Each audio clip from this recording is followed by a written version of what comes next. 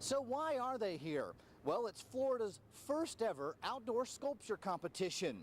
It's kind of a giant step towards putting Lakeland on the artistic map, and it's digging its teeth into a national audience. Fish and Wildlife says if you're feeding ducks or fishing, you could be feeding an alligator. That's because if you throw your scraps from fish back in the lake, that's considered feeding an alligator. Now, if you're going to feed ducks, you want to bring them out of the water onto dry land. That way, you're not feeding an alligator. What's even more surprising is West's story. She told me in an exclusive jail interview she's not Lottie West, she's 55-year-old Wanda Russell.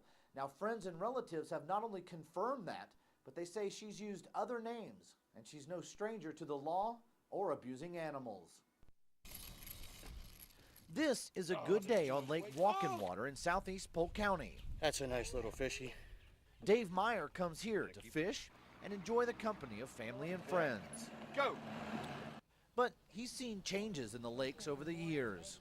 The green fuzzy stuff that's coming around now is a little thicker than I've ever seen it here. It's actually tussock, decaying plant material. It's suffocating the lake, and it's why Fish and Wildlife are building up these rows you see to dry it out and remove it. The tussocks and so forth, would actually just, it would destroy the habitat for the fish and different types of, birds and everything else. Ken Wilson is president of Save Our Lakes. He says since his organization was formed in 1994, the Florida Fish and Wildlife Conservation Commission has helped to keep Lake Walking Water pristine. I think it's great. I think it's real great. Fish and Wildlife has spent the last few months and more than $100,000 to remove the tussock from the bottom and shorelines of the lake. The goal here is simple. Fish and Wildlife simply want to restore as much fish and wildlife habitat as possible. I want to be able to come back here and bring my kids and see the little ones come back and enjoy the same things that we're doing here today. With projects like this one, that is very well likely to happen. In Polk County, Bob Hunt, Bay News 9.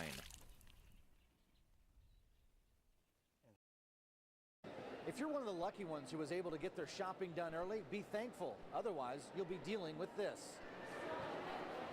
Retailers here at Tyrone Square Mall say business really didn't start to pick up until the middle of December. Amy Michaels owns Wicks and Sticks and says the last few days seem to be paying off. We anticipate our sales being up for the year. We remain hopeful. We're a little bit nervous. Tyrone Square Mall says gift certificates are a hot item this year. If you still have to go searching for those perfect gifts, or maybe you haven't even started shopping, well, one of the most difficult things when coming to the mall is, of course, parking. Good luck. On scene in Pinellas County, Bob Hunt, Bay News 9. This whole outer area was glowing orange. It was 3 a.m., and Beth Carroll had no idea what all the commotion outside was all about. It sounded like Chinese firecrackers. Until she looked outside. And stuck my head out the door. This whole front area here is nothing but orange flame. The building next door was completely engulfed in flames. I don't know, I was asleep, and I kept hearing this screaming, these guys screaming and banging. Teresa Sharon lives upstairs here. So I opened up my front door. All I seen was smoke and fire and everything just covered the whole living room, the whole room.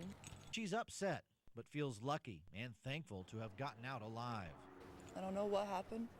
Fire investigators are suspicious about the cause of this fire. Residents and neighbors also want to know. Neighbors who are just a few feet away who are thankful their apartment building didn't go up in smoke as well. We were watching the flames, and it's about maybe a foot away from our building. We were like just wanting to hear sirens so bad. Close, real close. Gino Cutliff got a call at work early Saturday morning. I thought it was a joke at first. Thankful it wasn't his place. He'll now wait for word on the cause of the fire while trying his best to take care of his neighbor. So close to Christmas, so close to Christmas. In St. Petersburg, Bob Hunt, Bay News 9.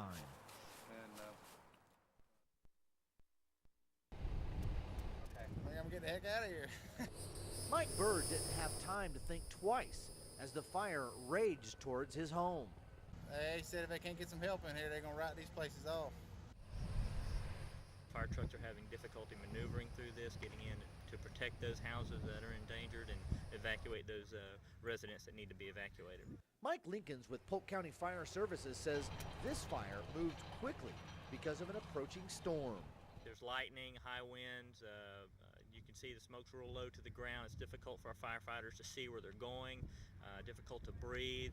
Because of those conditions, the fire looked like it might cross US 27.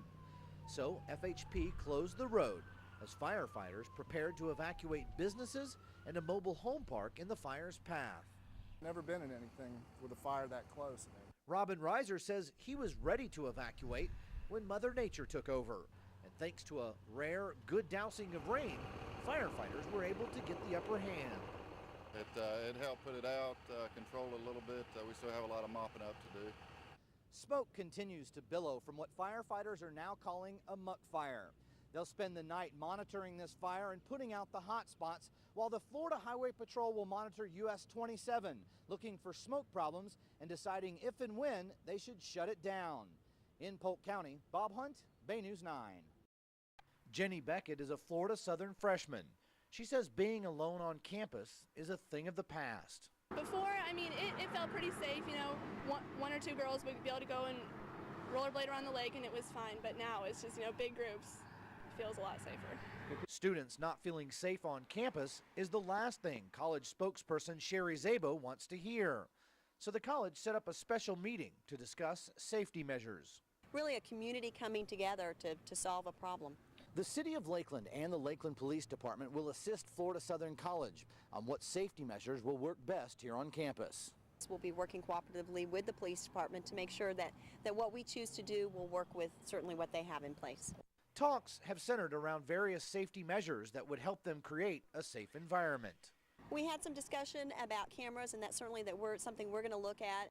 Other measures include adding more security officers to the staff, and an issue a lot of students want to see most of all, more lighting. The way the walkways are built, I mean, it's just a lot of places for people to hide, and just we don't feel very safe. While Florida Southern figures out the route they will take to ensure students' safety, they encourage students not to travel this route alone. In Lakeland, Bob Hunt, Bay News 9.